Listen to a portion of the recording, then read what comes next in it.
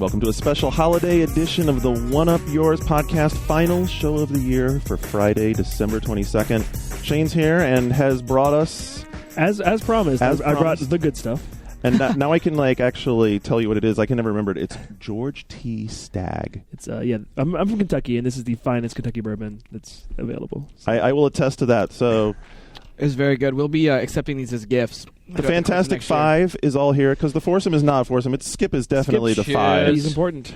So yeah, happy holidays to all our listeners. Skip's the point guard, I think, actually. Yeah, definitely dishing the ball off. Yeah. Absolutely. So we're going to do the normal format. Of course, we got to give you a good end of the year show. We got plenty of stuff to get through. We got the What You've Been Playing segment in the first part, and John also has some stuff from the message boards. And I do see Beige's name there. Yeah, Beige is back on. It seems appropriate to end on a beige note, right? Beige and Red Swirl were actually competing for... Anyway, we'll talk about this in a bit. Man, Red Swirl's always on the tip, too. And then in the second segment, we're going to finally uncork the What Will 2007 Bring, and we're going to all put our, our words down on tape, and then you can give us shit for it in a few months, for whatever. The next year. Yeah, it'll be fun. We'll have a good time with that. This time next year, we can revisit our predictions and see how spawn we are. How right we are, Metal Gear Solid 4. Word. Oh, no, Luke, they're not doing that. It's PS3 exclusive. I read that, actually. Very exclusive. Very exclusive. Anyway, and then in the final segment, of course, we'll bring it home with news, and that'll be it. End. Your holidays, us playing games. The next time you'll hear us will be 2007. So, who wants to jump in first? John, what you been playing? I played the Japanese import of MotorStorm. And everyone says rushed. So what do you think? Yeah, it's got one mode. Oh, one mode. Just one mode. So, I mean, it really is very bare bones. But and it takes some getting used to. We talk about this on the One Up show this week as well. And I mean, it is gorgeous. And if they could have got it out in time for the launch, I think it could have changed the whole dynamic of how the launch was received. Because it really does look very different from any 360 game. It really does. And it's fun and accessible. It isn't very serious. I think people who are expecting some sort of simulation here... I think people thought it was going to be one of the ATV games with more vehicles in it and sort of better graphics. It's quite different. I mean, the fact that there isn't even a speedometer on screen, and we asked, they're like, well, that's not important. It's about having fun and looking at the graphics and just the experience. It's not a serious racing game. It does some really interesting things with the graphics and with physics and with the particle effects and... I mean, the physics, even down to the traction of the surface that you're on and how it's affected by cars that go in front of you. So if you're, depending on the type of vehicle you have, and you're plugging through mud or over rock, and if something went in before you, their grooves in the mud will affect your path through it. I mean, Is there more than just the desert scene? Yeah, but it takes its time getting going. So... the way they balance the game is you'll play the same track a lot as you work your way through it, and you'll go through it in a truck because the truck is easy to control. Well, but the tracks are very complex, and there's all these different racing lines to discover, and shortcuts. There's multiple paths, which depending on the vehicle you're in. The demo shows that part. You show that, and I mean, it really does use it. There's a track called the Grizzly or something where there's a very high path with a bridge that's all rocky, and you can only really get up it on a motorcycle or a quad. Like you don't have a hope in hell of getting up with anything else. And then there's stuff down on the ground that's very sandy and muddy, which, I mean, it has big rigs in it that you can race as well. So it's everything from motorcycles to big rigs. So there's buggies and rally cars and trucks, and they all behave differently. They all feel differently. They all have weight to them. But, I mean, the problem with it as an import is you're playing one path through the game, and that's it. You can't go back and retry a track with a different vehicle. There's no multiplayer. There's no arcade mode. It's just... Wait. There's not even an arcade mode where you can just jump... No, it's one mode. It's an alpha of MotorStorm, really. I mean, so the US version, I'm sure, is going to be different. I mean, there's going to be multiplayer, obviously, but I think we'll see other things in the game, too. But you know what it reminds me of, in a weird kind of way, is Wipeout. People made Wipeout and the Destruction Derby analogies because it's kind of similar. It's like a new experience. It's simple. It's pretty. It's something you can't get anywhere else. Yeah. Now, Martin Kenwright, the lead at Evolution, has talked about them using them building this engine for PS3 and then sharing it with other Sony studios. And as you're playing through it, I mean, even with the demo, if you play through it and think about big Sony first-party franchises that could take advantage of this engine. I mean, like the obvious ones are Wipeout and Twisted Metal. Right. Both of them with these graphics and these kind of effects. I mean, there could be some really spectacular stuff shown next year, and I mean, they need to accelerate on showing this stuff. So around this group, by the way, what's the feeling on Twisted Metal? I have like really fond memories of playing Twisted Metal, but the other day I brought that up in the office, and a bunch of people were like, "That game's shit." I'm like, "Whoa, wait a minute! I liked it. 1 and 2 were great, and then it deteriorated, and then they revitalized it big time with Black, and then the PSP game was actually pretty good. 2 was the one that me and my buddies 2 used is to awesome. play. We Yeah. played that thing to death. Okay, so nods around here. So we Yeah, all yeah. dug it. So I mean, I you just know- walked into like a little mini hate storm then when I... They need to. It's a they little need to step it it's up. a little overrated, I think, but Yeah. it is fun and good. They did some fun stuff with Black, and they really brought it back from the brink with that, and all the environment. Like you could knock over buildings, and there was the Yeah. big Ferris wheel that you could knock off, and it would roll down. And Like, personally, I find the aesthetics pretty nasty. It's like very Mortal Kombat school of like flaming skull on, on my Trapper Keeper, and I wish they would grow out of that with it. But it's a good game, has good gameplay. So can the Resistance engine really do that? So that was really where I wanted to go. the Do you think? MotorStorm engine. I mean, yeah, I'm sorry, the MotorStorm engine. Oh god, Insomniac's using the MotorStorm engine. Confirmed. No. Freudian slip. I gotta think that, I mean, like the draw distance on this thing and the number of vehicles, there's a lot of things where you can see way into the distance, and there's 16 cars snaking their way all, and you can see them jumping and shit exploding. Have you played much F1 yet? Because we got that in the office. We got to build that. A little bit, and yeah. it's really impressive also. When you first start playing it, like you're like, oh, this is just another F1 game. But visually, like what's going on with the lighting is amazing, and like the weather effects, you can if you're trying like heavy rain, it's insane. Okay, I got to check it out because the last time I played it, which was at TGS, admittedly, it was like they had taken a tongue depressor and pasted it in the center of the screen, and that was the nose of the car. You know, you're like, you know what I'm talking about? Yeah, that sensation. I mean, I'm the last person who's excited about F1 game, but you know, I was playing this, and they have a really dumbed down mode where if you're not good at it, it's still fun, and just the lighting and the weather effects are. And I love really F1 good. racing. I mean, John and I were just talking about this the other day. I mean, I absolutely love F1 racing. You should give it a shot. We have it. So And then the other thing I played is Star Trek Legacy. you're all Yeah. excited about that. I You was, kept yeah. asking me. For He was so You were excited, on- he sucked me into that mess. He was playing for a long time. Big on Star Saturday. Trek fan. I really like Star Trek, and it's been a long time since there was a good Star Trek game. I had high hopes. Raise the shield. It's still going to be a while, huh? It's not awesome. That's the understatement of the century. I think it's okay. It's a weird mix of it can't make its mind up if it wants to be a shooter or a strategy game. Let me ask you a question, John. What is okay about a game where you're supposed to be tactically commanding starships, but they don't ever respond to your commands? Yeah, they do. No, they don't. They just sit there and like have a mind of their own. I'm playing like this mission last night, and it's the one. Okay, so a little ways into the mission, there's like a repair base that you can repair, and then go out and send your ships to it. Then they're supposed to get repaired. So every time I send a ship out to go get repaired, if I leave it alone, I come back to it and it's off doing its own thing again. It's decided. Well, I'm going to go fight or something. You have to tell it to not do that. It'll respond to being attacked. Yeah, you have to babysit it. Okay, well, you've only got 4 things to look after. I mean, how retarded are you? Garnet. I'm Garnet is completely not a parent. retarded. I'm completely retarded because the game wants to be tactically getting you to manage different combats, and it doesn't work well at all. But it's not a real-time strategy game. It's basically a shooter where you don't have direct control, and you're just telling things where to go. So if you send something to a repair station and it gets attacked, it'll defend itself unless you tell it not to, in which case it'll die. So everything's mapped to the D-pad, so you just hop between them. So you spend the whole time hopping between ships. I mean, it's not great, but from the way you described it, you're playing it wrong. Okay. Oh no, we Okay. obviously didn't rehearse this. Going segment. going to the repair base requires not only babysitting them, but sitting there and telling it 25 times to go to the repair base, because it'll fly up to the repair base and then decide it's not quite on the right approach, and I'm not going to go in this game sounds kind of time. boring. Is there a part where you're like? It's extremely where you're- boring. Okay, is there a part where you're Kirk and you can like hook up with hot alien chicks? No. Then Jesus why bother Christ. playing? I No, think but there I was are playing these- a different game from there are me, these 'cause I great never had that parts. problem. There are these great parts at the beginning where you, like, for 3 minutes see a spaceship and you hear Scott Bakula, who I guess Jeremy loves, very dryly narrating this intro about we're going out to save a Vulcan does research that mean that ship. somebody loves Enterprise? Yeah. Who? I don't Parrish? know. Oh. Dude, that mailed in doesn't describe how bad that voiceover You is. can skip it. But it does have the voice actors of all 5 captains, right? Yeah. Right, apparently. Wow, that's fucking awesome. As Trek fan service, it does a competent job. It's not a great game, but it does a competent job. It's Trek of, fan service. It unzips and Yeah. waggles you a little let me bit. also allows you to mention- kneel. But it's the ugliest Xbox game I've seen on the 360. That's its problem. I don't think it was developed for 360 originally. It looks like they were building it for something else, because things DS? break Dreamcast? open. Like, you destroy a big capital ship or a big starbase or something, and it breaks into like 3 or 4 very geometric looking pieces with flat textures on them. And I think I won't be playing this game. Yeah, I would advise against. Yeah. Speaking of DS and Xbox 360, did you guys see it this morning? Skip showed me before he came down. The Teenage Mutant Ninja Turtles next gen shots from Ubisoft, the official screenshots. Do they look like DS games? Wow. Wow. Not so wow. Not so wow. So what have you been playing, Luke Smith? Geometry Wars Jeep.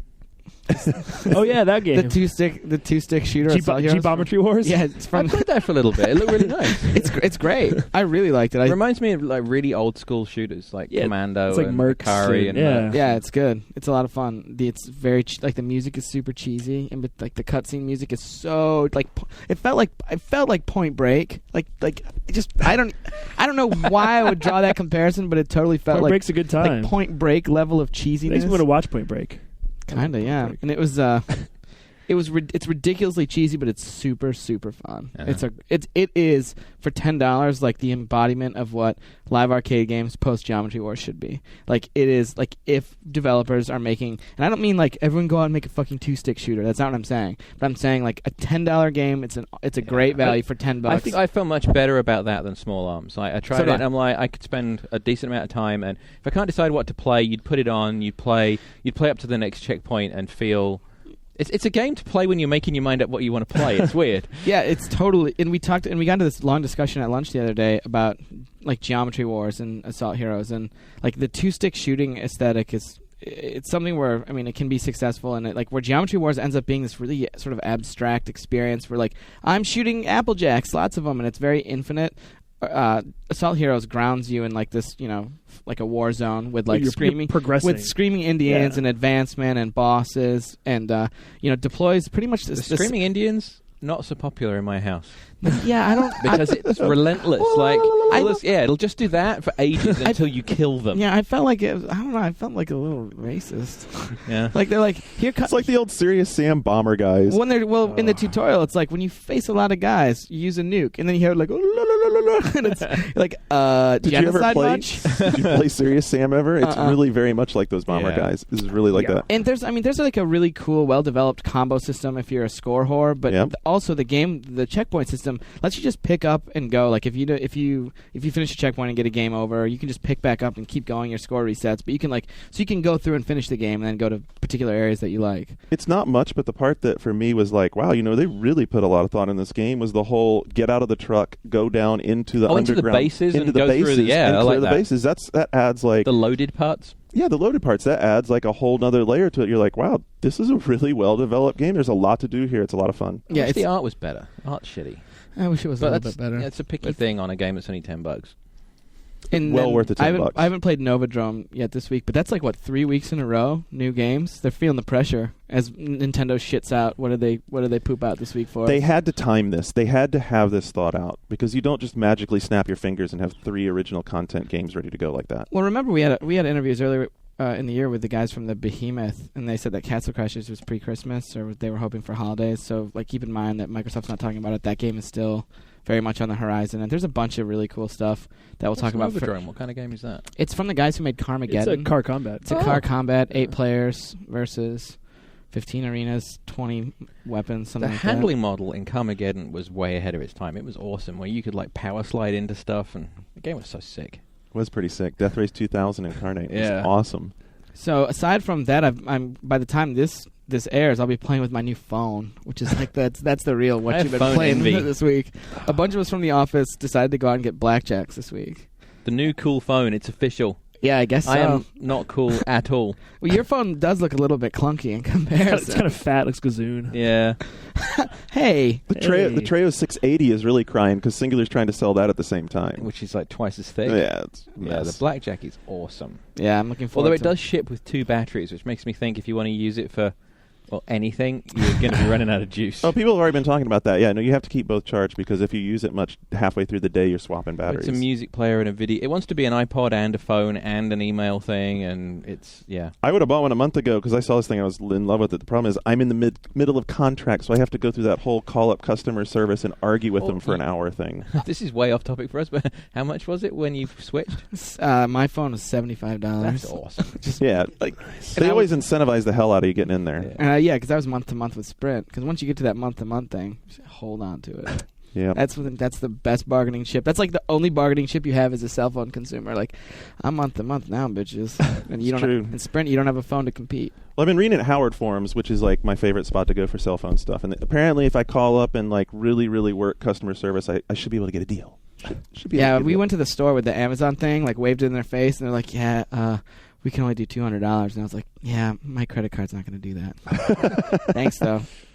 Call me when you have a prayer of selling this to me. So what about you, Shane? What you've been playing? Well, we just finished our deadline today. So in celebration, well, actually, not really a celebration, but Shu and I have a going bet Soul Calibur around the office where I owe him, I think it's $350. I thought it was going to be $350 and then $1,000. No, but we need a nice round number. We have to settle up by the end of the year because he says at the end of the year I have to pay him whatever I owe him. So to settle up today, he decided that he's going to give me an option of playing a different game. So we're going to play Tetris Attack. Actually, the Japanese GameCube version called Panel de Pon. It's like the best puzzle game of all time. It came out for Super Nintendo. It came out for Game Boy.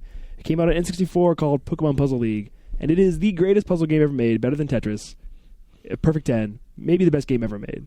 So we're going to play. And are you a ringer at this game? Is that I am. God damn it. I hate I'm really you, good at this game. And so Shu and I are going to play for money, and I'm going to win all my money back on Tetris Attack. The legend continues of Shane going... When are you doing this week? It's starting today and all day tomorrow. I'm going to take so much of Shu's money in Halo. Oh, my God. It doesn't matter. It's going to be like a second revenue stream for me. We just need to bring Jason down here so we can talk about Shane and bets and money games. We were playing Soul Calibur yesterday. I owe him $16,000 right now. But we're going to play that again today, too. So you did double or nothing on every game or something? Yeah, it was bad. Yeah, that can get out of hand. But you don't actually have to play Jason because you're his superior technically. So right. You can just he's my sidekick, so it doesn't matter how much I owe him. I can always. But Shu says you owe me $350, and you fully owe Shu. Last year I actually did end up having to pay Shu over like I think $150 on Soul Calibur on December 31st. This whole Shane thing is like legendary. Well, I'll bet money on you, dude. You're pretty good at Soul Calibur. I'll play against you. Mm-hmm. Interesting. I have no reason to. I have no reason to go down that path. Either A, I lose money to you, and you try and twist my arm to pay you, or B, you lose money to me, and I never see it. You can tell Shu. You ask Shu. I do pay up. I'm good. I'm good. I'm not your EIC. True. You're my elder. Oh. So what about you, Garnet? Apart from playing Star Trek Wrong, what you been playing?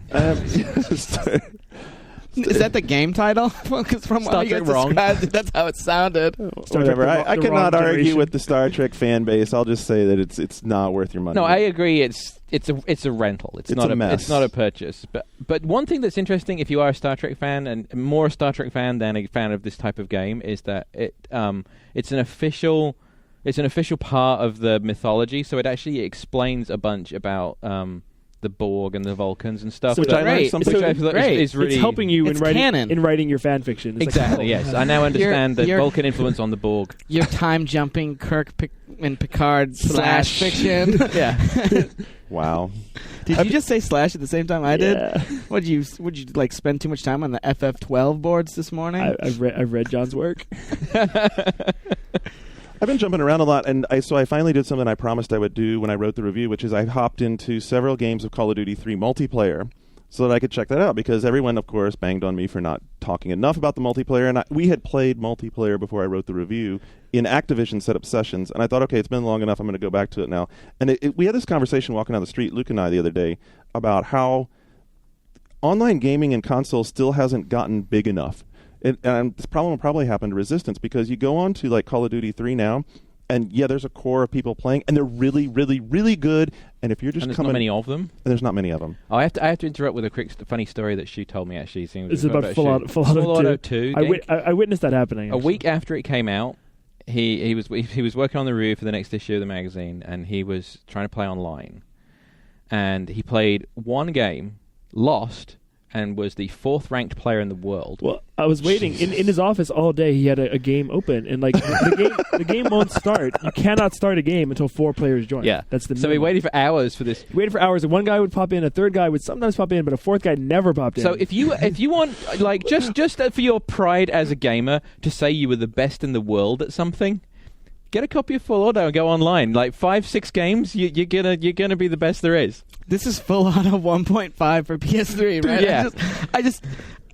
Luke Smith channeling church lady. His lips are like so pursed. They He's all like, don't have quivering. the ranked problems they have on Xbox Live because there are only 4 people playing I could Full just- Auto 3. Luke, hold on a second. Do this for me. Isn't that special? Wasn't that special? Oh, Yeah, I can't. What the? I hate Yeah, video To games. review the game, he had to make special arrangements with Sega to get people to play. This isn't pre-release. This is a week after it came out. Why aren't people playing the PS3 online? well, a lot of people, it's a Christmas present sitting under the tree. Yeah.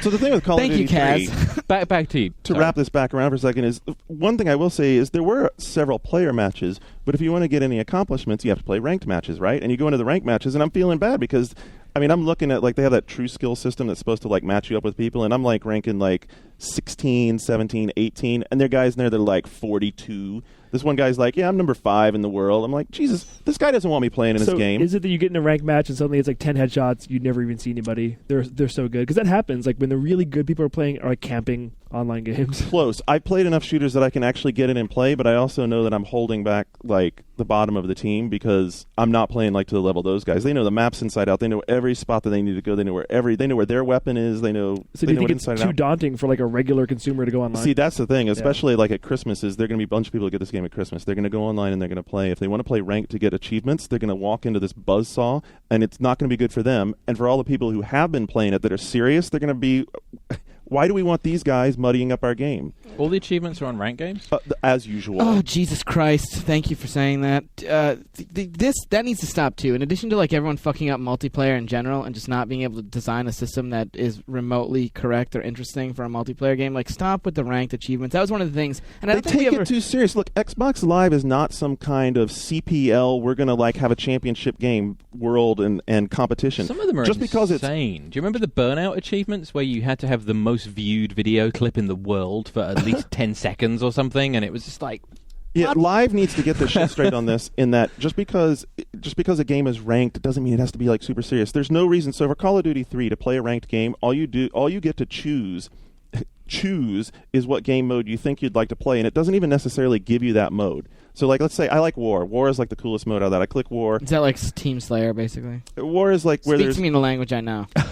War is like control points. Translate It's into, just a control into point. Halo. I would call that 3 plots. Okay, it's a control point game, and King of if the you Hill. select that mode, when you go to like then it drops you in a lobby, and you sit there and wait, and you sit there and wait, and it's so broken that you sit there and wait for like 5 minutes, and then suddenly the lobby's full out of nowhere like magic, and it tells you what game you're going to play, and like maybe one time in 5 it'll be what you selected. Great. It's so dumb. They need to like split this up. Look, there's no reason that ranked needs to mean hardcore craziness. It just means to mean stats are on. Yeah, just wait. I mean, just Stats are on. just wait for the new Halo 3. The Halo 3 matchmaking is going to fix everything with online Okay, gaming. but until then, they could fix it the way PC gaming is. When you browse games, like in a game like Battlefield, there's some games that are marked, hey, this is a game that's recording stats, and there's some games that are marked, hey, this is an open game. There's no reason for it to be so hardcore with this whole, well, this is a ranked game, and everyone's going to be uber fantastic, and we're going to rank you for the world rankings. Well, it's not that special. Hey, Just stats on, stats off. Look, I heard that the release of Halo 3 will bring about peace in the Middle East. I hope so. That'd be great. We could get gas prices down Mhm. too. Actually, it will eliminate our need for oil, right? It's also going to stop teen pregnancy. Sweet. No, what I was going to say when I interrupted you, Garnet, was one of the things I don't think we ever talked about officially. Maybe we did. I don't remember. But when we were at Bungie, we asked them about if there were going to be achievements for ranked in multiplayer, and they said absolutely not.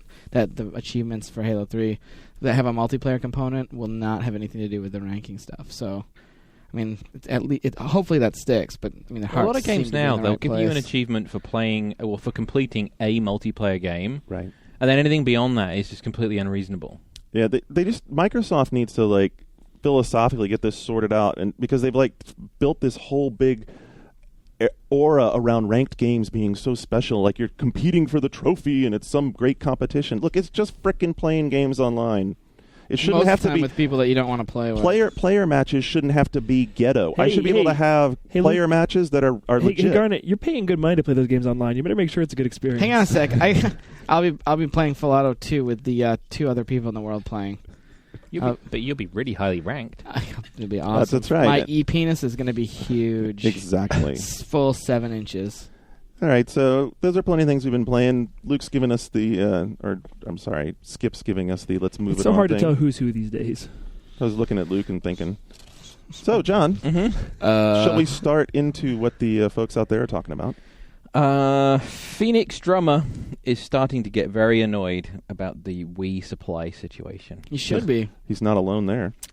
Why the hell does technology this old have such a problem being manufactured? I got to confess, Phoenix Drummer's my alt. But they are making a lot of units. I mean, they are shipping a lot of Wii's. They're not shipping nearly as many as they should. Have you tried going on a day where they're shipping? I already own a Wii, so I haven't had the to do store, like the Best Buys and everything, got them on Sunday this week, and they were posting like handwritten signs on the door before the store was even open. Did you see that picture from the Colma Best Buy?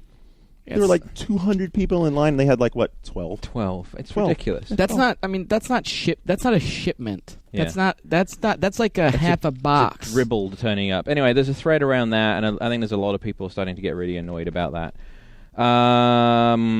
Latin Man 280, potentially another alt ID of Luke Smith, discussed the Halo 3 documentary, which hit the web last night. Yeah, it would be No, 2 nights ago. 2 nights ago. Yeah. And he actually started the thread using some of the stuff in the video that with predictions on what we're going to see in Halo 3. And here are his suggestions, and let me know what you think, Luke. He said that he assumes the Arbiter is going to be able to double-wield plasma swords. Yeah, and I actually heard this morning that, because I was griping about it as soon as I saw it, I griped about it to Bungie folks, and they said that that's not something you should be concerned with multiplayer. Okay. So because I immediately started to piss and moan about how broken that would be. Another thing, do you think there'll be brutes in multiplayer? Because they've said no brutes playable, right? Nope, no playable. But the brutes are wearing some new armor. There's right? all it is, and we talked about this a little bit. I think earlier on the like months ago on the show when we came back from Bungie, like the documentary was sort of Bungie saying like, yes, there's a hierarchy. There is, we're fleshing out this character that we introduced last time. They're doing exactly with the brutes, pretty much what they did with the Covenant and Halo 2, like taking something they introduced and then fleshing it out, and like the character classes and the hierarchy is exactly what they said they were going to do. He also noticed the Marines in more elaborate armor. Is that something you saw? Yeah, there's a handful of Marines in it who actually... here we go. They're actually ODST, Orbital Drop Shock Troopers, who randomly appeared in Halo 2 a couple times. Would you know that if you've read all the literature? Those are the action figures. Hey! Hi! I need more bourbon. Party foul. Party foul on Luke's headphone jack. Yeah, totally. Yeah, we'll have someone clean it up. Is Kimmy here? Oh, wow. That was good. Wow. No, but those are just the troopers that are like humans in heavy armor. Looks like there's a paper towel, right? Like a wash rag. Some baby wipes. Yeah, because they'll be real happy if we fill the wash rag with those bunch of diapers whiskey. With bourbon. Anyway, continue. So more about your Halo Apocrypha. Rock shop troops. Yeah, no, well that's just what those guys are. Those weren't anything new. Those were characters that you've seen before, but just with like higher res textures. Man, the new stuff is all wet now. Shit. And it's stinky. Wet news. Yeah. Upcoming in segment 3. Okay, hang on. Here are the baby wipes. I'm going to get back to do that thing you're doing. Yeah, I'm going to get back to what we were talking about. On track. Beige. We couldn't finish the year without a beige thread. Of course not. A lot of beige. It's actually a very good thread, and little personal connection to this thread as well, because my brother posts a very long post in it. Your brother posted our message? My brother is Angry Jedi. Sorry if I just busted your cover, Pete, but there's a the Art of the Endgame thread.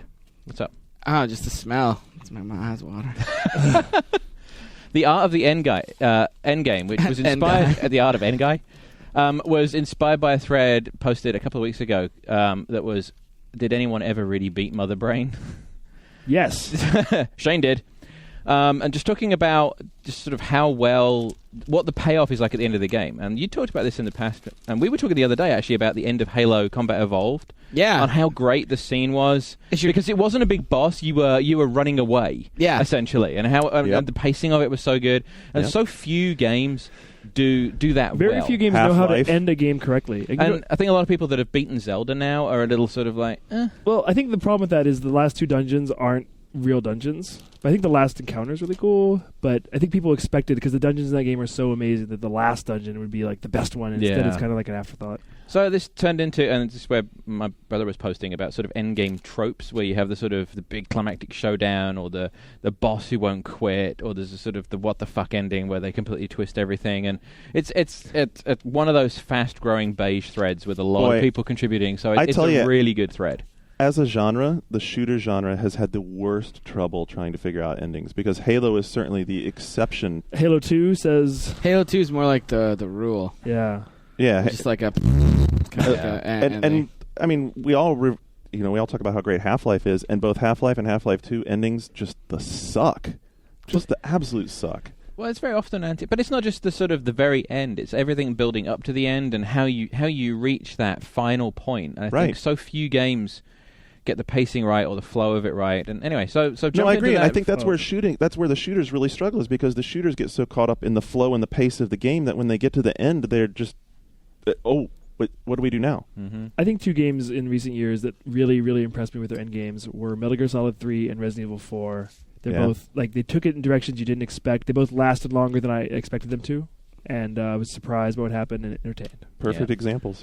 Another regular contributor that's fitting that we're mentioning him at the end of the year, Red Swirl, has a big thread right now that was inspired by the Virtua Fighter 5 cover story this week.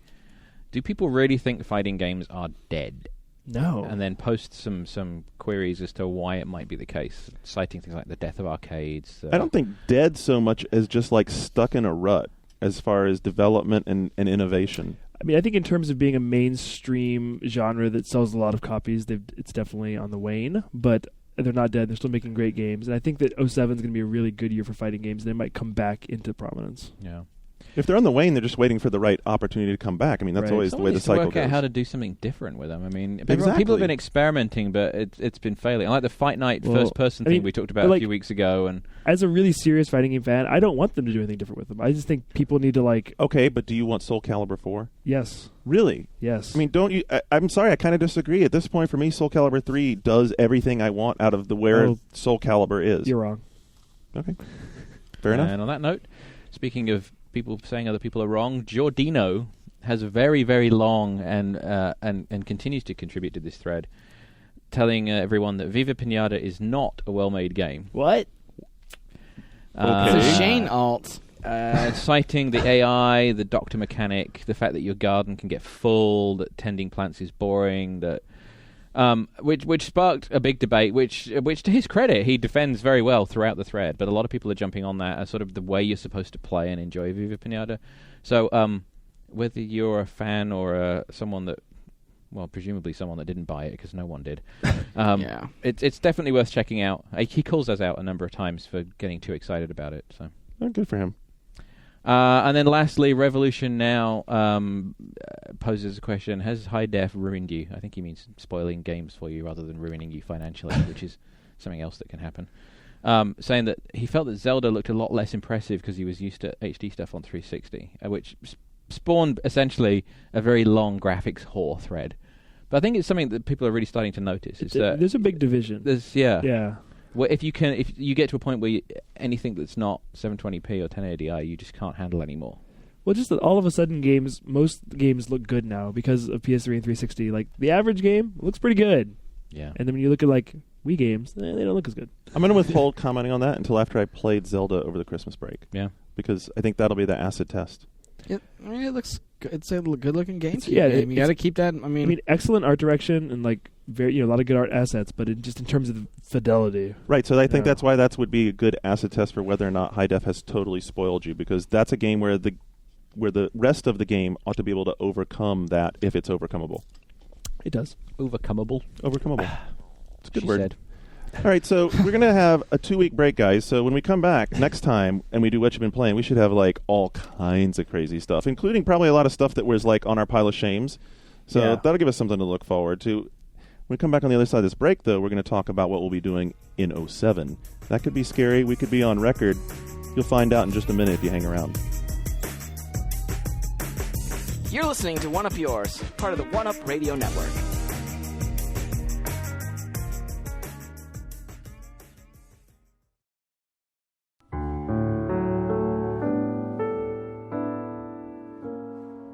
Hi, this is Jeff Green, the editor-in-chief at Games for Windows magazine. Happy holidays! Did you know that every time you listen to our podcast, an angel gets his wings? And did you also know that every time you don't listen, a puppy dies? Both things are true. So please listen to our podcast at gfwradio.oneup.com or podcast.oneup.com. Or if you must, go to the iTunes Music Store. Thanks!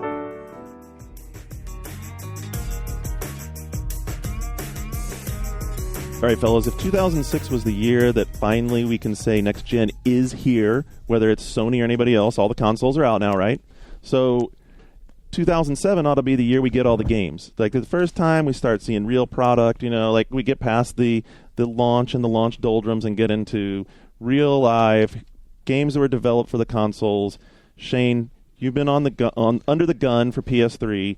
I'm going to let you start off here. Well, I'm definitely excited about a lot of PS3 games in 07. Although I'm afraid that some of the ones I really want might not make it out in 07. So I got to prepare myself for that. What's not going to make it out? What's the deal? I think there's a chance that things like Final Fantasy 13, even Metal Gear Solid 4. Wait. A chance Final Fantasy 13? Dude, Fantasy 13, well, at least not in a North American I think form. in Japan they might be able to push it out by I think the 360 version will be out next year? Final Fantasy 13 will never come out for Xbox 360. A Final Fantasy game might come out for Xbox 360, but it's not Final Fantasy 13. But Metal Gear... Maybe a Final Fantasy 13 game, because there's, 12 of them? Maybe Final Fantasy 12 International. No. Well, that'd be weird. But no. Anyway, so I'm afraid those games, even something like Devil May Cry, which we all think is coming up soon, maybe not. Really? Maybe not. Come on, now, why are you speculating that? I'm with Shane on that. Maybe I think not. That might be late, yeah. Just putting it Really? out. Yeah. Just put it out there. Maybe not. But there's really... Confirmed. There's a lot of other good stuff that's coming out, even early in the year, like Ninja Gaiden Black. I'm very excited for that. You mean Sigma? It's not Ninja Gaiden Oh, Black. that's what I meant Sigma. You misspoke. I misspoke. But there's a lot of stuff that hasn't been announced that is sooner. There's a lot of download initiative stuff that's very exciting, and I think people will be... Wait, my $600 console is exciting because of downloadable games? Well, we've already seen, the Tekken 5 Dark Resurrection announcement, right? that there will be games on PS3 download initiative that are far beyond what you expect in terms of the content of a downloadable game. But I thought one of the reasons we were so excited about the PS3 was because you could get so much more data on them Blu-ray discs. Well, that you can. There's a lot of games to be excited about, but at the same time, there are download initiative games that are going to be exclusive to PS3 that are going to make everyone else pretty jealous from third parties and from first parties. So speculatively, what might those be? Can't really go into it. Oh, God. But at the same time, I'm equally excited about Wii. Although I hope that Metroid... Segue right out of that. I hope that Metroid is in the first half of the year. If Metroid or Mario are really fourth quarter, I'll be really pissed because they need to keep the momentum going. This can't be GameCube all over again. They need to keep the games coming. I think that CVG report was horseshit. I think so too. Both MTV and N guy at Newsweek talked with Reggie about it, and right, because they don't want to kill their sales by putting out Smash Brothers, Mario, and Metroid all at the same time. That's a stupid idea. So I think they're going to spread those out. You jumped out of PS3 really, really quickly. I'm surprised you didn't bring up Lair. Because I've played Lair. And I really like Lair. And actually, my secret most look forward to PS3 game of 2007 is Naughty Dog's Bermuda Triangle game. It's going to be unbelievably good. Really, and that will be 2007. Yeah, and so will Ratchet and Clank, which will also be amazing. Ratchet and Clank will be awesome. I'm really looking forward to that. Lair, though, I thought one of the things about Lair that really stood out to me when I played it is it's the first game that really felt like using motion control and 6-axis worked and was designed in. It's very instinctive. I didn't feel like it was tacked on at all. Yeah, I'll give them that one. They really tightened that up. Warhawk, I'm not personally that excited, even though it looks pretty good. It's kind of a troubled project. I know they're reworking it. I know, it seems to be like the forgotten game all of a sudden. Well, it's because they pushed it out. So yeah, and apparently it's being reworked some. Yeah, so summer or Q3. It's June right now. It's June, but you can kind of almost read the writing on the wall that it'll be fall of next year. Yeah, but a late game is not as bad as a bad game. So I think the part that concerns me most about that is when we play multiplayer tests and stuff is the on foot parts. Well, which I think anyone that remembers the original thought was a bit strange anyway. Right. Kind of pulls it out a little bit. And there are some PS3 titles that are coming out in 07 that still haven't been shown, and they need to start showing these things. Because as titles we think are 07 titles pushed into 08, they need to hey, get excited about these games. Well, like we said earlier, we were out. name checking a few first party games in the first segment, and I think Sony needs to, if they're going to keep pushing first parties where all the action is. It's like start showing us all they the have a ton franchises. of weird first-party things you've forgotten about, like that 8 Days game that looked really amazing at E3. We haven't seen anything Right. since. And there's all these other new IPs that look cool. Heavenly Sword. Heavenly Sword, the Level 5 game. Yeah. So what do you think the chance is that Sony takes an approach somewhat like Microsoft does sort of a relaunch of the system when they have hardware in the channel, I don't think when they have games? I think they'll continue to do bundles when big games come out, and PS3 isn't going away from the public eye, and it's such a paper launch right now. It's so impossible to get that for the average consumer, through 2007, it's still like a new exciting piece of kit they haven't played. So yes or no, do you think that they'll feel the need to go back and do like a relaunch, or do you think they'll just keep trickling it and let it build and just kind of snowball? I think they'll just let it build. There's no reason to relaunch. Okay. So no Devil May Cry 4 in the spring? I just want to revisit that real quick. I'd be very surprised if you see Devil May Cry 4 in the spring. How about in the Though I fall? did hear that Devil May Cry 4 is totally confirmed PS3 exclusive, never going anywhere else, ever. Well, that's probably a good decision. I mean, look at the history of the franchise. Well, that about wraps it up for Lost Planet. Capcom has Goodness. promised that they will be shipping some PS3 games by the end of fiscal year. So by March 31st, there will be some Capcom games out for PlayStation 3. One thing that's going to change the Uh-oh, Dead Rising. Not Dead Rising. Oh, Lifetime 360 exclusive. Confirmed. One thing that's going to change the complexion of this podcast a lot is come January, this man right here is not going to be playing his 360. Huh? What? Huh? What? He's Why? going to be playing his PC. Oh, yeah, because the biggest game of the year ships in the middle of January, period. There's no bigger That's not even a game. game, dude. There's no bigger... Not even a game. No game will sell more. Nothing will make It's more not a money. game. It's Your new over. chat room experience. It's my new aim with new- chat. You aim. I think I'm going up there, actually. Yeah. I think they're down there. Yeah, I haven't. I'll tell you about it later, but there's some machinations in the works. The other. Okay, So for anyone who's listening and is wondering what the hell is going He's on, talking we're about talking about Burning Crusade. Burning Crusade. Yeah, I'm done with console games in January, probably Oh, till Halo God. ships. Have you been messing around with the beta since? Yeah, no, I'm like my character on beta is level 62 or 63, which is shitty and slow, but I don't have a whole lot of time to play. All right, so look, what the hell is the reason to get excited about this game? If people are getting WoW over Christmas, why the hell should they be excited about a new add-on pack already? Well, it's not. I mean, the thing is, that I was talking with Blizzard about it yesterday. Actually, like you can't really look at World of Warcraft as the game that shipped. You really have to think about it in terms of a lot of the stuff they added at Endgame, like the stuff like Blackwing Lair, which they patched in, all the high level zones that they went in and added in. In addition to they fleshed out other dungeons at lower levels. So when you're thinking about the Burning Crusade, you're getting like one really hardcore max player zone in the Black Temple. You're getting this one like really high level zone. You've got to think about that like your Molten Core, your first high level zone. And part of Burning Crusade is not this max level zone. It is that this max level zone is like the first of many max level zones that are going to be continually added to this expansion over the course of the next year. And that's how you've got to think of the Burning Crusade. And like if you're an MMO player, if you're a hardcore or even a casual WoW player, getting to 70 is not going to be a big deal. And having these 25-person opportunities once you get there, or 10-person opportunities, it's going to make the game way more accessible. It's all those changes we talked about a couple months ago. So how are they going to keep the momentum going next year? I mean, at some point it's got to peak, right? And is Burning Crusade going to be the point that happens, or do they? I mean, are they going to have to be? Is there going to have to be a steadier flow of content for WoW for it to maintain? Well, I think that, comparatively, there's always been a pretty steady flow of new content and changes being made to World of Warcraft. I mean, they've added... Well, I think you're going to get some argument to that. They've added some... I have a question. Yeah. What's the price point on Burning Crusade? I think it's 40 or 50. I think that's incomprehensibly bad. Oh, it doesn't matter. People... For a game that people already drop in, what is it, 10 months? 14 15 a month? $15 a month, yeah. Do you think The that's amount of money exorbitant? You they're don't think making that's too is- much money? No, it's too much money, but it doesn't matter because the game is an addiction-based... Skip says 40, which is still high for an expansion. Expansions you'd think would be Yeah. $29.99. I mean, for But someone who especially- rails against microtransactions, you're like, let me give Yeah, I you mean, more money for a little my- tidbit of content. The 10 levels is far from a tidbit. I mean, there's something like probably 12 instances and zones, like dungeons leading up to this max player's zone.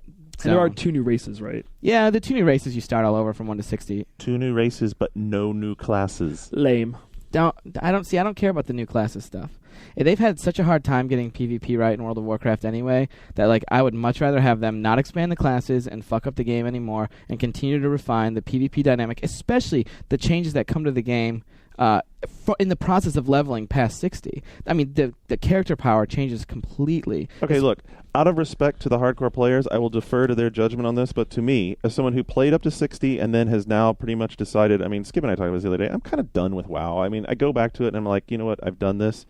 To me, homogenizing it by like letting Horde and Alliance have the one thing that made the other, exclusive, has just made it like, okay, well, now it's just like any other like strategy game where it's like each side is the same. Which one do you want? Well, competitively though, when you're thinking about the hardcore players and the hardcore guilds, I mean, making the two sides totally equal makes like it becomes like the competition for world first strengthens, and it becomes respectfully, I'm going to disagree because in great strategy games where you have that level of competition, the best strategy games are the ones that are balanced, but not balanced because they're exactly the same on each side.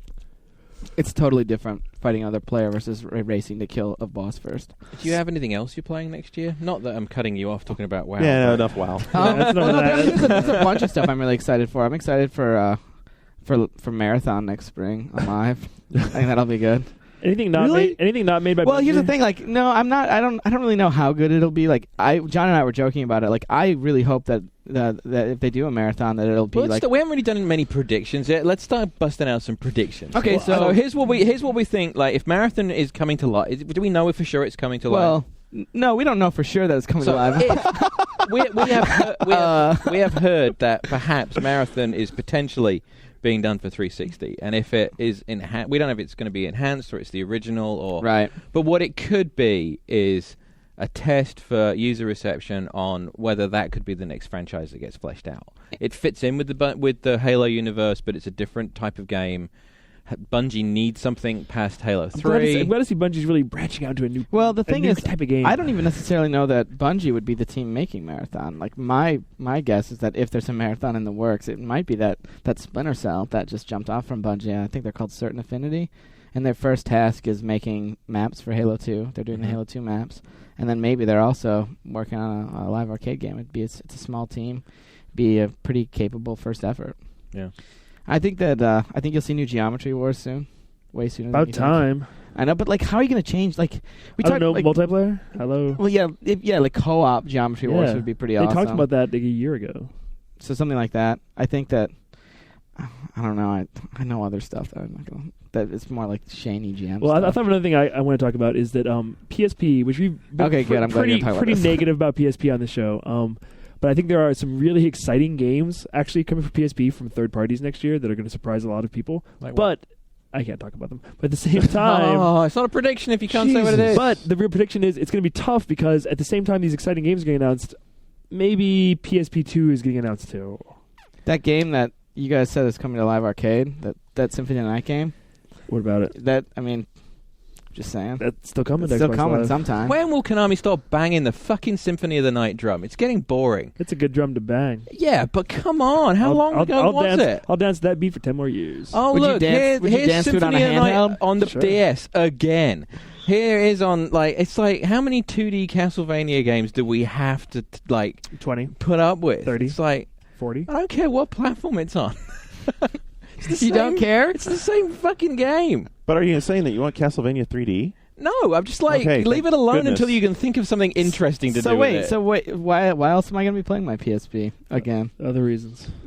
Like Pointless. Yeah, it's like Thank might you. as well have had my sister on to talk about what game she's expecting next year. We should talk about Mass Effect because it's potentially one of the big games at the end of Q1. Yeah, right. It's not going to be on Q1. I think that the announcement of when it's coming out will come out in Q1. Yeah, if you think you're going to be playing that or Too Human in March, not so much. Well, not Too Human, but I do No. think Mass Effect will be playing before you think it is, if you're being cynical and saying it's going to be like Christmas season No, next but year. I see like By the summer. July or something. Yeah, by the Right. summer. That's yeah, I a- would that'd be agree with that. And then I think I think we're going to see that game expanded a lot in the year ahead, the way that Oblivion's being. I mean, there's a big chunk of Oblivion coming next year, right? Well, isn't there a new how do you expansion feel pack? about the expansion pack maybe being sold as a full price game for that? How do you think about that? It's full price. How do you think about that? Well, I think Bethesda, began to kill 2006. They might as well just destroy 2007. Horse Armor was just the beginning. Yeah. Yeah, charging full price for it. You're in WoW territory there, aren't you? Like how Luke much likes that territory. Yeah, how but much like, of a game are you giving me? I mean, if it's the the White Knights thing and everything else, and the new quest, and it's 20 hours of gameplay. I don't know. Some fans might tolerate it, but $50, $60. 20 hours of I don't gameplay. think That's so. like 5 times what's in Gears of War. Oh. Wow, you're a real downer on Gears of War right now. No, the I- amount of content coming, I'm not even so sure that Oblivion's not going to potentially struggle when it comes out on PS3. There's no competition there. Oh, is it having problems? We'd heard that they've been struggling with it. Well, they had frame rate problems. Yeah. That's what I heard. So what's going to get killed? What's going to get What are we killed never off for gonna next see year? next What are year? you not going to see? That's a good question. I'm not ready to think about vaporware yet because there's too many things I want to look forward to as opposed to thinking about killing stuff. I think there's going to be a lot of games that slip. Yeah. A lot of games, that a lot of slip. big games that slip. Well- And then I think there's going to be some big games that Like- come early. What happens if Halo slips to 08? I don't think it Yeah, will. well, I think It won't. I can- think it's going to happen with Halo. I think we're going to see it sooner. Really? Yeah. Confirmed. But I think if a big game next year that has the potential to slip, it's GTA. Really? You think that Yeah. this could be the time when The first time Yeah. Rockstar misses. Yeah. Because it's so big and They're- so ambitious. They're biting off a lot. They're Does biting off a lot on Yeah. 2 platforms that are very different. Well, and that's the key is the multi-platform. And I think there's going to be a lot of pressure from publishers to go multi-platform, and I Mhm. think there's going to be a lot of problems when teams try to go But with multi-platform something because like GTA, you've got the creative talent behind it are such perfectionists, and they announced before they showed anything on the game that this is going to have episodic downloadable content. The way these guys are, they're not going to be ready to show the game until they know what's coming on the Right. episodic Right. content, which means they're not launching one game; they're launching 2 games on two different code bases on 2 different platforms, and all the subsequent stuff. And to do that by when did they say October? October. October I don't know. 17th I'd or be- something? But they went and got a date in May. They've had a date for I half a know, year. and you gotta love them for that. I mean, how many Yeah. other publishers actually say Nobody. we're going to bring out a game on this day and No. and stick to it within 7 days? They might surprise us. I'm not counting them out. Oh no, they might. But I mean, I think if anything next year has potential, I think it's that one. You know, a game I'm actually really excited about is Assassin's Creed. I think that is going to come out in 07. I think it's going to be really good, and I think you're going to want to play it on PlayStation 3, based on what I've heard about the control on that version. Oh, based on what I've heard about the frame rate and the optimization, I'll probably be sticking with the 360 version. What I've heard about the control is pretty exciting. When's Creed out? Right now it says April, Fall. but it'll be fall. Yeah. Fall. Yeah, that September. motion control has been added onto games so well so far. They've known about it for a long time in Assassin's Creed. It's not like they're putting it in 2 weeks, Garnet. Why are you such a negative person? I'm not negative. I'm not negative about that. I'm negative about. Can't you adding, be happy with anything? No, never. I tell you what, I think I will be happy with in 2007, and it's going to come as a big shock to the people listening to this podcast. I think I'm going to be really happy with the PC. I think the PC is going to be a big You think surprise. Windows Vista is going to be a big? I think Vista and DX10 is going to be a big surprise because if you've played Crysis, and I think when we go to CES in a couple of weeks, Crysis is beautiful. and check out Crysis on DX10 hardware, it's going to be one of those oh my god moments. You know, it's Well, the first time I saw the game, I mean, it blew me away. and beautiful. PC's going to have a good year because I think we'll see Spore. Spore. Spore. If they ever get Will Wright to sit at his desk and do something and stop appearing on TV Although and getting awards, I do and- think that the Wii/DS version of Spore might be where it's at. Actually, You know what? It's Put not that out even. there now. It's bigger picture than that. It's Live Anywhere. It's where Microsoft wants to drive, Yeah. turning Vista and Vista PCs into a turnkey console for the end consumer, so they stop having to worry about those things. And they've said this a bunch of times. And maybe it's a bit myopic to say they're going to get it right, but I think they're on the right track. I think they're very on the cusp of getting it right this time. And irrespective of that, when Blizzard shows StarCraft 2, Mm-hmm. even if it's just a logo or Diablo 3. I think I we'll heard see. that- We're not going to see Diablo 3 this year. I think Oh, we'll you know see what? StarCraft. Okay, so I will disagree you know with what you I on heard? this. I heard that Diablo 3 isn't called Diablo 3. That's what I heard. Yeah. I It's called, have on the throne of agony. I cannot Is that the toilet? I can neither confirm nor deny whether it'll be called Diablo 3, but the next iteration of Diablo, I'm pretty confident will be at least in trailer form during 2007. But I think we'll see StarCraft first. We will see StarCraft first. Yeah. We definitely will see StarCraft first. So what do you think? The embers will cool on Burning Crusade, and then we'll see StarCraft? Because otherwise, all Blizzard's been talking about is World of Warcraft. Yeah. They have not dealt with anything else. Yeah, and Ghost, for anyone who's thinking that we're going to talk about Ghost will continue to sit on the shelf until someone... Nah, I, it's dead, I think right? it's. Yeah. I think it's totally killed. killed It's it. dead. I think the people on the project have actually been killed. yeah. Well, all of them. There were a lot of people on that game at one point or another. You know, another thing that we didn't talk about is DS, and I think DS is going to have a really crazy 07. We don't really know a lot of the stuff that's coming, but Hey, maybe there'll be another Castlevania on it. there probably will. But my prediction. Spoiled. Here's a prediction. Igarashi making Castlevania game for in, DS. in 2D. Hey, All right. what about All right, that? you want to hear a prediction? Come April 22nd, what game is everybody in this office going to be playing? Pokemon Diamond and Pearl. You heard it now. Everyone's going to be playing Oh, it. I actually won't be. yeah. Everyone's playing it. I'll play it. Everybody's Yeah. playing it. We'll probably be sitting here on the damn podcast like, Yeah. hold on, Give me a Squirtle. What Yeah, date's that? that's gonna April happen. 22nd? And you made fun of me for talking I'll be about raiding. Viva Pinata names. You just said Squirtle. Unashamedly. he actually asked for someone to give him a Squirtle. Ooh, Luke will oblige. Not to Why has the... it got to be Luke? I'm a little dry. Oh my goodness! I think you guys. It's interesting that you undercut the PC very quickly there. I think We there's. didn't undercut it. We said StarCraft was coming out. It'd be the biggest game of the year. And Spore. I want to, because John, you've talked about this before. How likely do you really think it is that this year they'll manage to actually get that integration and making it a platform so that Microsoft has 360 and PC and is able to say, you know what, this is our. We actually dominate video gaming now. They've done that already. Well, I don't know they've done it yet.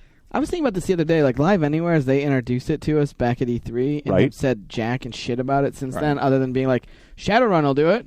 Yeah, but what he's Since what you he's mentioned talking that about is game- a platform. You need developers to be supporting it. But in terms of the two coexisting and an easy environment for developers to, I mean, they're delivering on that now, and so I mean, it's handing it over to everyone else. Right. So Shadowrun's the beginning Are you of about- it. There'll be more games next Are you year. about to come out in support of Shadowrun? I am going to walk out on a limb that is 15/16 already sawed through and say everyone out there who likes multiplayer gaming will be surprised how much Shadowrun they play. I think it's a fun game, but it's an ugly game. I think everyone out there will be surprised how much Shadowrun they play. Yeah, I mean, if you can get past the graphics, I think it's a fun game. It's not the graphics; it's the art design, and this is I think it's both. in all deference to FASA. I think the art design is very ho hum. I don't think that they've like hit anything to like gel their ideas around. And I think the other thing you'll see is Crimson Skies. Good. I was sequel just about to ask you that. It's- Like that, I loved Crimson About Skies. time. I thought About Crimson time. Skies was super super. I'm surprised fun. they haven't made that sequel already. Yeah. Christmas this- 2007. What? They don't need it that early. You know, game I'm looking forward to on Xbox 360, Blue Dragon. My friends just beat the Japanese version, and like I'm totally excited about playing in English. So, Hmm. there you go. The 360 Mark has been hey, very high We're on actually that. on a roll on predictions on stuff we want to play now. This is good. So Yes. I'm going to stick my neck out, and I think Crackdown's going to be good. I think Crackdown's going to be solid. I think it'll be all not right. spectacular. I think it'll be all right. Solid, if not spectacular. Saints Row 1.5. No, I think from what I've played, it's better than Saints Row. Like the superhero Hulk mechanic is way more Yeah. interesting than. Damn, it feels good to be a gangsta. I think that next year when you go to buy your systems, I think that 2 of the 3 systems will be different prices than they are now. Yeah. So one thing we're going to talk about. and maybe on handheld too. Yeah. Oh, the DS Lite should see. DS Lite will be cheap. Aren't they? I mean, isn't there a The rumor now that PSP has to be cheaper that soon. they're doing a new When DS Lite is $99, watch out. Like as if it wasn't already popular. You know. $99 and like Jesus. red, like a fire engine. One thing we're going to talk about a little bit in news, like as relates to episodic contact, is Valve. And Valve will definitely have a couple of tricks to hit us with next year, including Team Fortress 2. I think. Yeah, I mean, by the time you're listening to this, there's a trick on the One Up Show this week from Valve. So, I mean, there's like, yeah, Valve has a bunch more stuff that they're working on. It must be why they're not getting to Half-Life 2 Episode 2 so quickly. Well, Thanks. and we'll talk about more about that in news because, I mean, there's all kinds of stuff to talk about episodic content and what it takes to get that delivered. But Team Fortress 2, how big is that going to be? I mean, gosh, that game, it's like kind of legendary, but at the same time, it's a very niche legendary. It hits a very hardcore audience. Well, remember when Counter-Strike was coming out Right. to Xbox? And, you know, the hope was that Counter-Strike would pick up on Xbox like it did on PC. But Bomb planted. yeah, but it completely did not. Like, it tanked. It blew on the Xbox. Sort of like Half-Life 2 blew on the Xbox. But, yeah. No. No, it didn't. It was a good port. It was There's some slowdown. complete disagreement. So, even Valve wasn't happy with that. I think that Team Fortress 2 could suffer the same fate on Xbox as it will on or as Counter-Strike. I kind of did, wish they'd unbundle it. Like, have you heard what what they're calling that? No. Well, They're calling it Orange. we'll have a little talk about that in news. Oh, What? okay. Calling it Half-Life Episode 2 Orange. Is that the secret? I don't know. Oh my god. What, that is orange? Yeah. So since we haven't brought it out there yet, I can tell you the other big game that I'm totally hot for is BioShock. I can't believe you guys haven't brought BioShock I think up it's yet. very interesting, and I'm Every new trailer they put out, I get less Well, I'm interested. very- What? Whoa, really? Well, it's like, when the fuck are you going to let us touch the goddamn thing? well, I think they don't want us to realize that it's not a regular shooter because they're kind of like hoping. Oh, it is a regular shooter. Yeah, I don't think it is. You're wrong. I don't. In this well, case, you're wrong. It shouldn't be a regular shooter. It's a regular shooter that has enough other things going on with the way that artificial intelligence works, with the way the environment and everything else works, that you're able to do things differently, just like the System Shock series. Well, but I'm curious how they balance this, because like System Shock and System Shock 2 are not crowd-pleasing games, and if they want this to be a crowd-pleasing game, then they have to change it. System Shock and System Shock 2 were very pleasing games. They didn't mass market well. Well, but they're trying to sell this to Halo fans, okay? And if they want to sell it to Halo fans, then they have to change it. And I think they have changed it. And the people are going to get into the BioShock world underwater, and they're going to see how incredibly gorgeous it is, first of all, and then they're going to get totally swept up into this. Wow, I haven't been in quite this environment before, and this is a very cool story. I haven't played a shooter that's quite this slow and story-filled. You're going to be... Shane, I don't play shooters. I played System Shock. Exactly. I played System Shock because my friends were like, you gotta play System Shock. Are you making a prediction that BioShock is going to be a flop? No, but I think it's not going to be what people expect it to be, and it could be really great. It could be the best game of the year, but I think they need to own up to what it really is, and people should expect what it is a really, expectations. really smart shooter that has a lot of interactive storytelling to it that is exactly like Ken Levine has done before, and he will come through. This will be the pinnacle of Ken Levine's creations. I will say it has an excellent logo.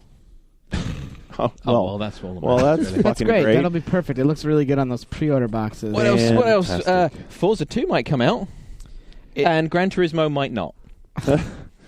Gran Turismo Portable.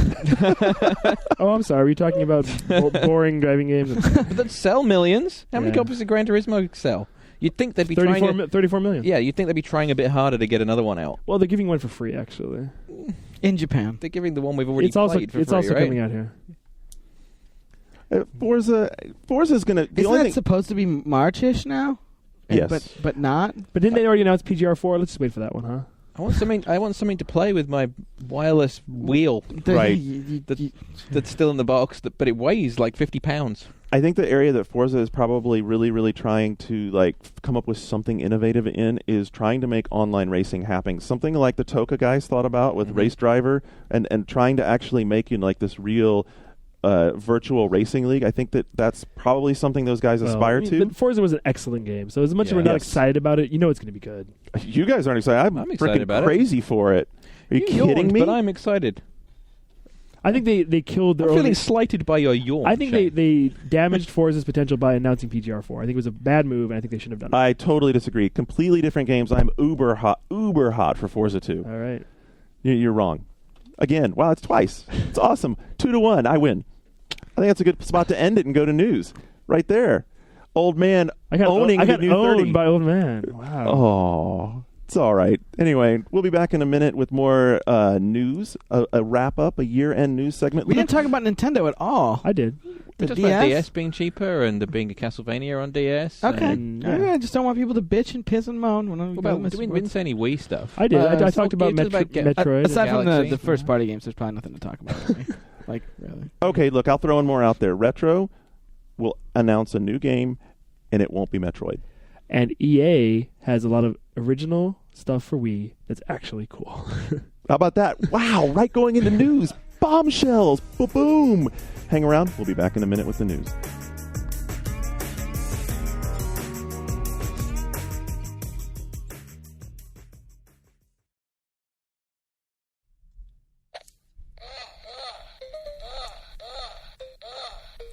Oh, hello. I didn't see you there.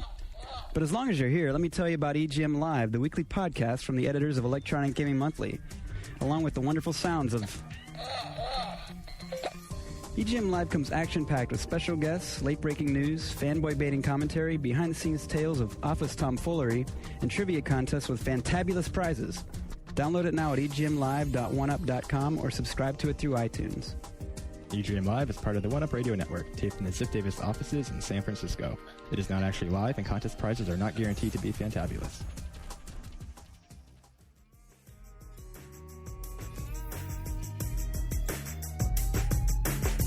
You're listening to One Up Yours on the One Up Radio Network.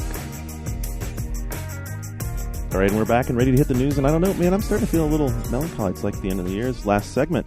This is the last segment of 2007, and it's going to be short because... Last segment of 2006. Oh. 2006. I was jumping ahead. I went to my happy place where I was playing games that I liked. And you had a bed in your apartment. and I had a bed in my apartment and an HD television. And All right, so where would you like to begin, Monsieur? Well, I just want to talk real quick. We mentioned it earlier about the potential for like a Wii software drought. We joked about it a little bit even before the break. And Reggie said in 2 separate interviews, both of which sort of happened in the relatively recent past, that Super Mario Galaxy and Metroid Prime 3 would not be holiday games. He said that Metroid Prime 3 will be an early 2007 game, and that will build momentum into Mario Galaxy, which then you would expect that momentum to carry through the Smash Brothers and the Pokemon Online game. Does that sound pretty reasonable? Mm-hmm. So that's there. The forecast channel's up on Wii. Yeah, and Garnet said that it was raining in India today. It's fantastic. Which is good news for By the everyone, way, 25 right? years ago we had that on basic cable. Wow, that's my impressions. It forecasts the weather. Aren't you glad you're not paying for it? Yeah. I'm not paying for other weather forecasts either. Well, you're paying And cable Xbox bill. Live doesn't tell me what the weather is. So Exactly. I mean, And you pay $50 for that. It doesn't tell you the weather at all.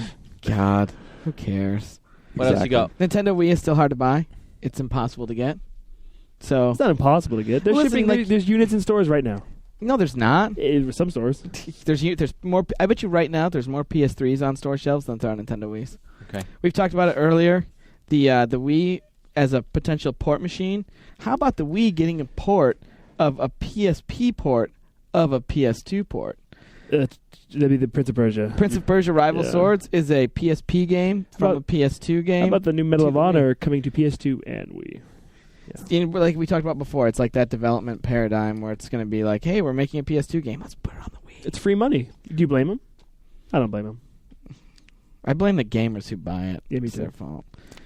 Which, Of course. Time continued to jump all over the PS3. The PS3 is sort of Was this in the actual magazine or was this on the website? It's online. Because after I read that, I was like, is this in the magazine? Because this should not be in the yeah. magazine. The text is like the big story in computer games this year was in all caps: how to blow a huge lead by Sony. Are you sure this wasn't like in a comment written by a 12-year-old? I am positive of that. I read it. It's a good story. It's interesting. Yeah, and like the quip at the end is, plus it's hard to write games for. The launch titles were lame. That's a fragment. You know you're in trouble when you got beat by something called a Wii. That was the stinger at the end. I read that and I was like, whoa. I read that and I was like, what 12-year-old wrote this? Sony doesn't care, though. They said that no matter what happens, no one will unlock the full 100% potential of the PS3. Phil Harrison Preach said, it, Phil.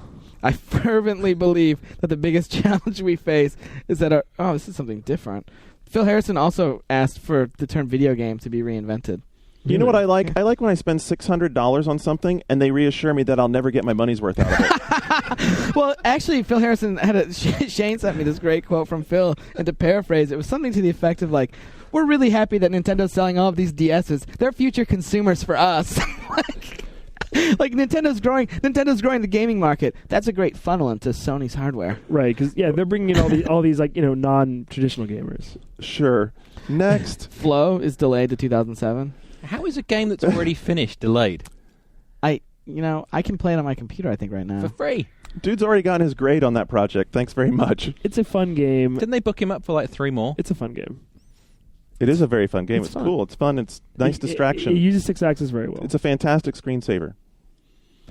It's more fun than a lot of stuff on Xbox Live Arcade or Virtual Console. The Blu-ray Trojan Horse continues. Ken Kutaragi said in an interview in Impress that he's promising there will be an AV-centric PS3 whose primary focus will be audio and video capabilities first, gaming second. PSX. Thanks. Next. So that worked really well, didn't it? Yeah, Still alone, fantastic. did they? Oh, God. Lost Planet is apparently winning the Hype War. A website called Compete put together this like pie chart and some sort of combination of gaming-related hype based on click-throughs at various online publications and retailers.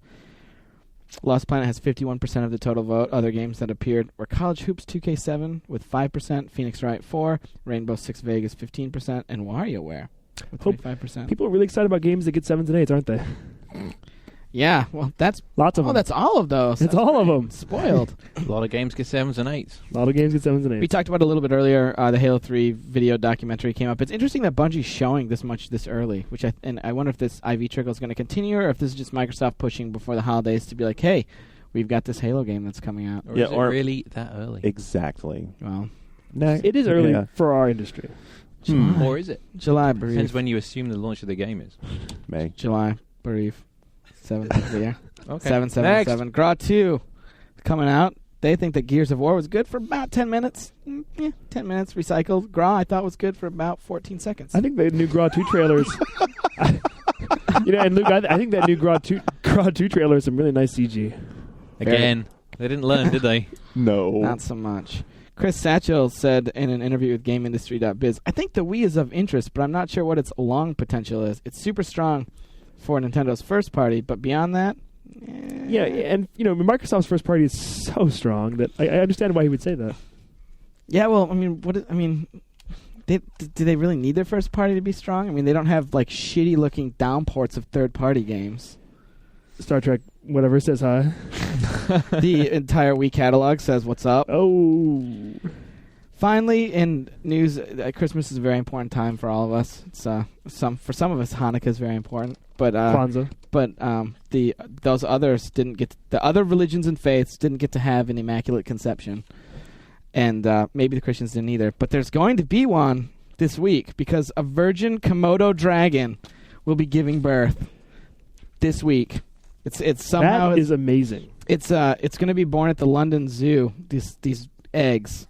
And it says, the news story says, in an evolutionary twist, Flora has managed to become pregnant all on her own without any male help. And I think that's all this gaming stuff aside, that dragons are self-impregnating is the real spirit of the season. So I know you're shocked that I actually had news, but you left me no feed for my 45-minute conversation I had with Tom Mustaine the other day. Yeah, I was just trying to get through it. I know. Well, we did get through it, and we want to get in resolutions real quick. But I do want to give a couple of comments. I talked to Tom Mustaine, who used to be of Ritual, of Sin fame, for about 45 minutes the other day, and he made some interesting comments. First of all, we talked about episode 2. One of the things that he said has been really struggle for them for episodic gaming in general is how hard it has been to get into the channel, how hard it has been to sell the things. He actually told me that they would have been better off selling Sin Episode 1 for $35 than $20 because people didn't take it as legitimate. That's distressing. That is distressing, isn't it? That's absolutely crazy. He also talked about how, like with Episode 2, and one of the reasons you haven't seen Valve bring it out yet is because they're feeling a lot of pressure to put enough in there that you're just overwhelmingly compelled to buy the box. There's so much there that you have to buy it because they're really at a point where they have to make episodic work.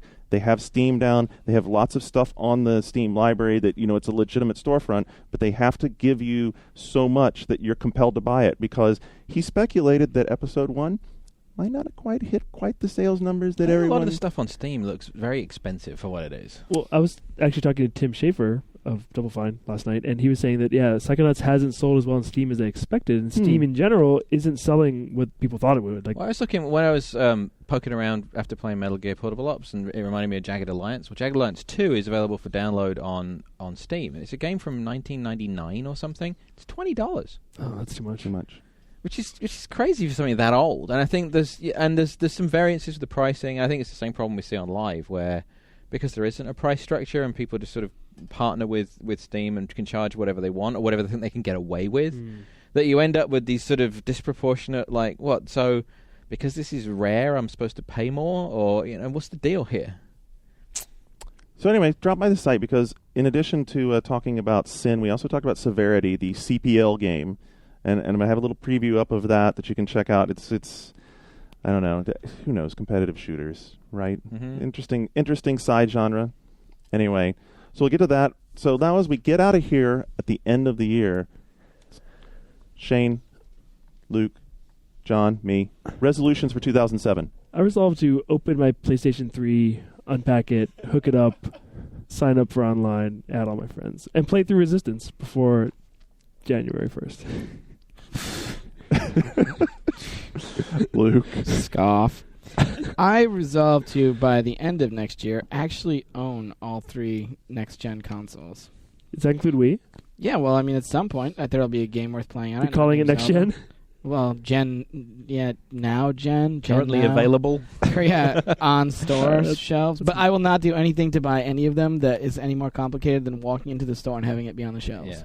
because it's not neither of those two consoles is I worth. actually go one step further, and I want to be able to click the Buy It Now button on Amazon and have it just arrive. Actually, that's probably how it'll end up happening. But too. you own all three, John. No, in fact, my resolution is I want to get a Wii, but Oh. I'm like him. I don't want to get up at 5 a.m. to go get something like to that. go stand in line for the chance of getting one. Yeah. Even if it was guaranteed, I still don't want it that bad. It's just not worth it.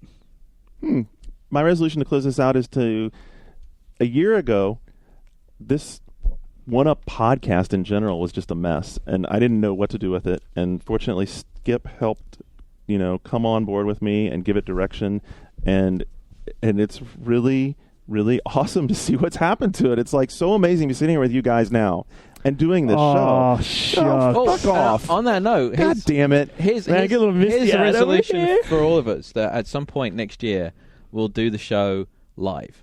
Excellent. And nude. Maybe not nude, but we'll Maybe do not it. nude. We'll do it live. We'll either do it. We'll maybe do one live, and stream it, and we'll maybe do one in front of an audience. I think we should do a live one with an audience. Wow. I've already The been talking. audience There's will been be a nuts. few events that are coming up next year where there's an opportunity to do With the guests, show with some celebrity guests. with celebrity guests, with a big crowd, and a band. We will try and do that. In Wow, the One Up Yours 2007. band. That's fucking Maybe we can brilliant. get Weezer to come out of retirement. Anyway, so it really is amazing for me to see it transform from where it was when I was like running around the office, like going, "Please come down to 5 and It record is a amazing podcast in a year, with me." and just to see like the response from the community out there, and people Right. really. A lot of my friends listen to it. A lot of gamers out there, yeah, and developers, and so anyway, my resolution is to give like whatever the improvement was from the beginning of this year to this to now, double that much for next year, Aw. and also to tell people that Shit. I've totally heard the PC side. God. We're gonna need a new staff for this. Totally heard the PC side, and I will endeavor to make sure that the PC does not become an ugly like a stepchild. PC Crusader. It needs it, right? So there you go, folks. We will be back in 2007 over the holiday break. I know I will be around. I will be on the message boards. Shane's going to be around some. You guys, if you get on the message boards, people would love to see you. I'll be using it from my new phone. There you go. So until 2007, this is One Up Yours, and we are out.